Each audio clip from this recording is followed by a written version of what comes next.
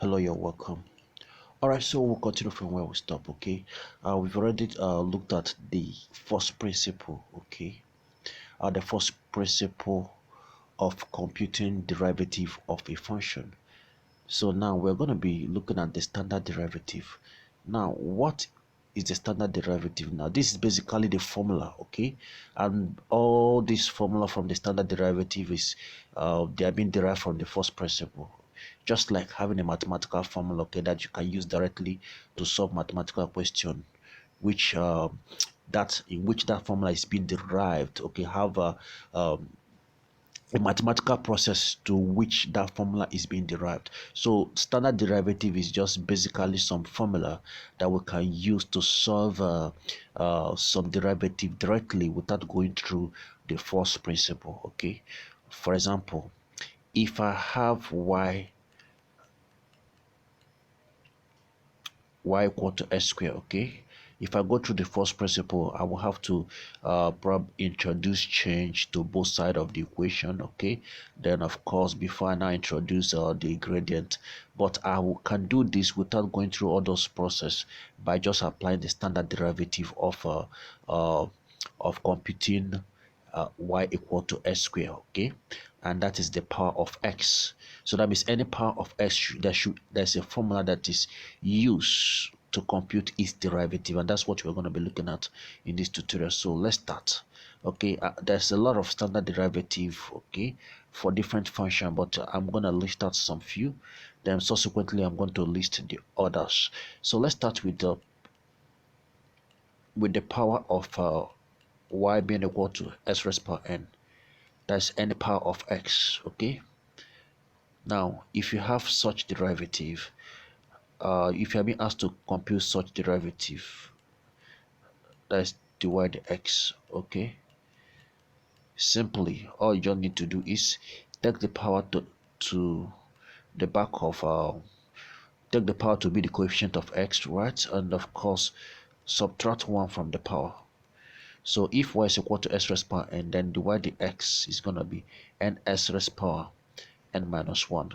For example, if I have y being equal to x raised to the power of 3, then that simply means that if I want to compute dy dx using the standard derivative of, okay, using this formula, all I just need to do is I'll take the 3 to the back,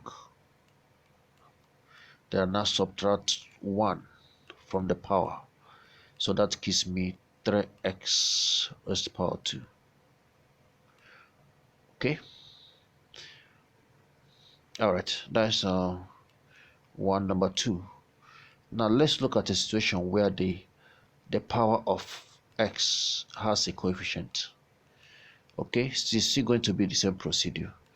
So in this case now, the dy dx, the derivative dy dx is going to be equal to, and still go to the back of, okay, x as coefficient. So this time around I'm going to have an,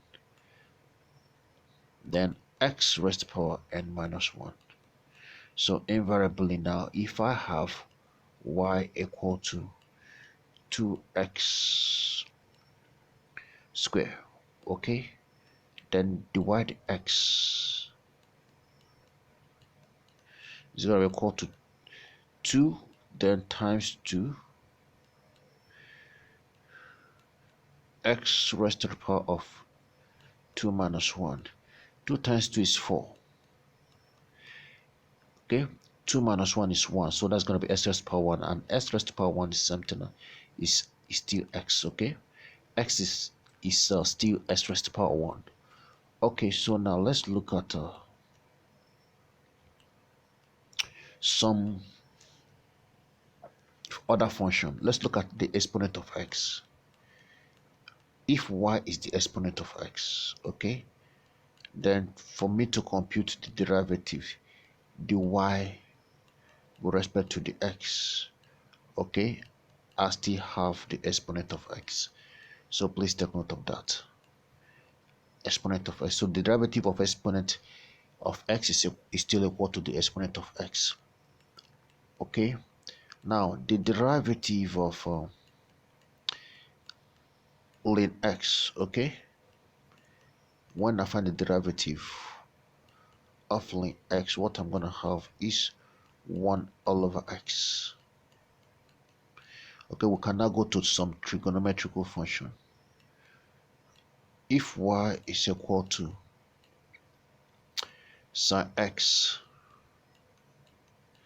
so if I'm being asked to find the y dx,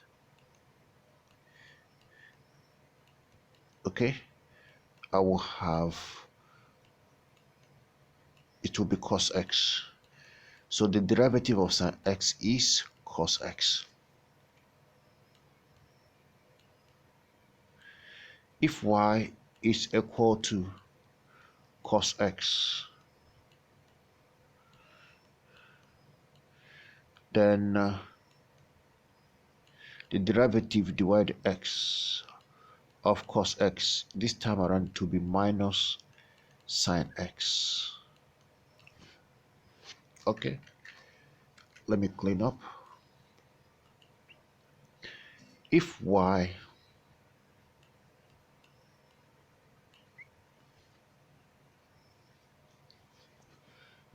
okay is equal to tan x,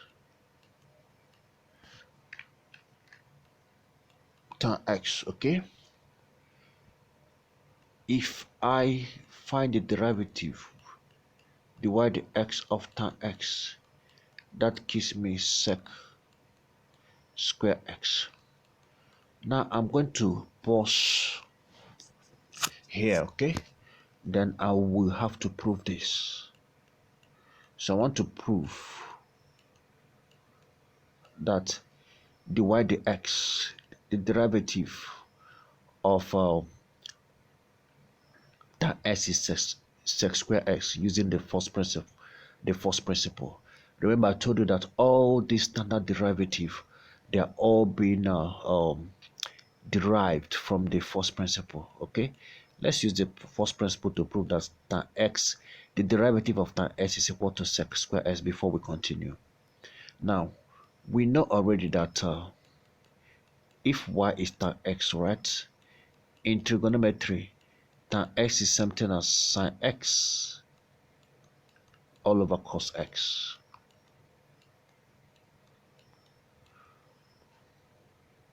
Okay, all right. Okay, how we have to prove this? Prove it. For me to prove this, there's a rule that I've not actually mentioned, and that is a quotient rule.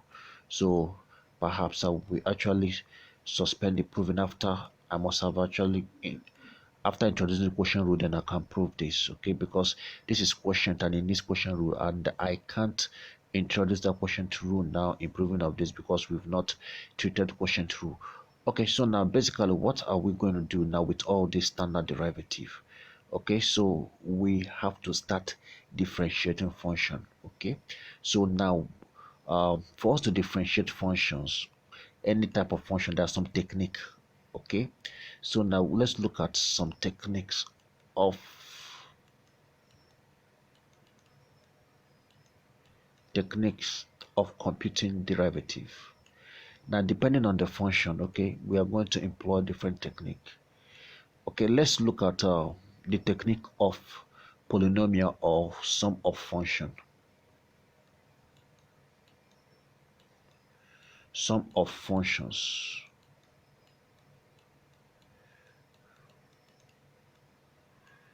Okay, for example, let's say y is made up of different function. Okay, y is made up of function of x, then plus another function g of x. Okay, different functions of x. So if I be asked to find the dy dx of the sum of different function, okay, it's just going to be the dy dx of all these functions is going to be the individual.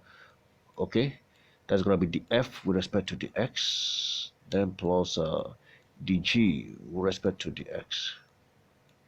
So you just find their derivative and sum them. Okay, so you just sum the derivative. For example, if I have y to be equal to s squared, then plus sine x plus the exponent of x plus ln x. Okay, let's look at this function. They are all sums, so invariably to do the y dx, I'm gonna differentiate it one after the other. Okay, so of course, you know, if you differentiate this, 2 goes at the back, right? That's 2x raised power 2 minus 1, that's 1. So what I have as the derivative of this is just 2x. Okay, and you know very well, for me to the derivative of sine x is cos x. That's the standard derivative. The standard derivative of exponent x is still exponent x, and the standard derivative of ln x is 1 over x. Okay, this is the sum of function. Okay, all right. Now, number 2 technique. We apply this technique, okay, and it's called product rule, and it's for product function. Product rule.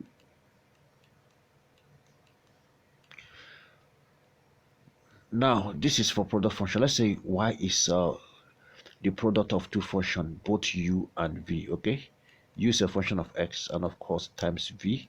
V is also a function of x. Now, if in as much as they are product, okay, this function, this is a product of two functions, to find the y dx. Okay, what this time around, what I'm gonna do, I'm gonna keep one of the function constant. I won't touch it. Okay, I'll keep it constant.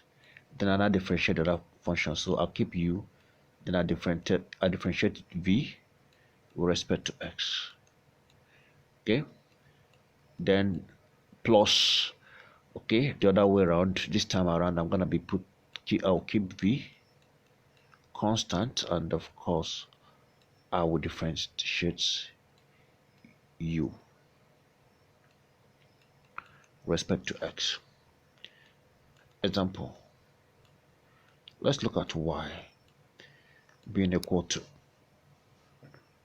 exponent x sine x. Okay, so in this case, this should be my u and this my v. So the y dx of this particular expression is going to be equal to, I keep this, then I differentiate this. All right, then plus this time around, I'm keeping sine x constant, then I differentiate exponent x, which is still going to give me exponent x. Okay, so you can factorize because exponent x is common. Then open a bracket, that's going to be cos x plus sine x. Okay, so that's for product rule. Okay, now let's proceed. This rule now I'm gonna show you is a rule known as function of a function of a function. Okay, or you can call it a composite function. So the function is found inside another function. All right, okay, let's say we'll have y is a function of u, and it happened that u, okay, and the same u, now y is a function of u, and now u is a function of x. So that means this function of a function, okay, y is a function of u, and inside the u now is a function of x. It is called function of a function. How do we differentiate such function of a function? Okay, for us to differentiate the function of a function, the y dx, okay, we apply what is known as chain rule. What is chain rule? Chain rule is that I'm going to differentiate these two, okay, separately, then I multiply it. So I'm going to differentiate y with respect to u. Okay, let me do that. Let me bring this down. So this is how chain rule works. First of all, I'll do this. I'll differentiate y with respect to u, because you already differentiate. You always differentiate the dependent with the independent. Okay, left hand side with respect to the left hand side. So I will do that. I'll differentiate that. Okay, that is 4. Then I'll also do this, differentiate this other one, the inner function, the u with respect to the x. So now chain rule now says that, okay, chain rule says that. So for me now to, okay, that's the chain rule that I brought down. So for me to now get my dy dx of the function of the function, okay, it will be the product of the derivative of the outer function, that's the y with respect to the u, times the derivative of the inner function, the u with respect to the x. Okay, so let's actually illustrate this example. Let's look at a situation where y is equal to cos bracket open 3x plus 2. This is a function of a function, okay? Why? Because inside this cos is a cos of another function, and that's a linear function, okay? Cos of another function. So invariably now I can say, okay, this is a function of my function. I can use u. I say let u represent the inner function, okay, which of course is a linear function. That's 3x plus 2. Okay, let u represent that. So invariably now y now will now be cos u, okay, because u now is actually is representing 3x plus 2. So according to my chain rule, I have to differentiate two of them separately, okay? First of all, I have to do the y with respect to the u. I have to differentiate y with respect to u. Of course, if I differentiate y with respect to u, I'm going to have minus sign, of course, is u. All right? Then I still have to, I still have to differentiate the u with respect to x. So the u with respect to x, the u all over the x, of course, if I differentiate 3x, I'll have 3. You know how that works now. 1 comes at the back now because the x here has 1 as a power, okay? 1 come at the back, 1 times 3 is still gonna give me 3. Then 1 minus 1 is 0, x raised power 0 is 1. So that's how I got 3, okay? Then, okay, the derivative, I didn't bring this as a standard, in when I was listing about standard derivative, that's the derivative of a constant. Please take note, the derivative of a constant, any number, okay, a constant that doesn't have variable attached to it is always 0, okay? So the derivative of a constant is always 0. So please take note of that, okay? So now I have the 2, so I can now apply chain rule. So applying chain rule, that simply means that my dy the x, okay, is going to be equal to du the x, okay, times dy du. That's going to be 3 times, of course, minus sine u, which of course is going to give me minus 3 sine u. But this is not going to be my answer. Why? Because this u was a variable that I introduced, so I have to replace what the value of u, okay? I was one that introduced u. I actually said let u be equal to 3x plus 2, so I have to bring it back. So that means my final answer is going to be equal to minus 3 sine u, which of course is 3x then plus 2. Okay, I hope that is well understood. I'll still bring another example. Let's look at a situation where we have y being equal to the exponent of 5x minus 2. for us to find the y, the x. Find the y, the x. Okay, so of course you know very well that the function, let's say function, exponent of a function, exponent of a linear function, so I use u. So let u be equal to 5x minus 2, right? So invariably now, y now is going to be equal to the exponent of u. And I'm going to differentiate the y with respect to the u. If I differentiate exponent of u, I'll still have exponent of u. And I'm going to differentiate the u with respect to the x. If I differentiate 5x, I will have 5.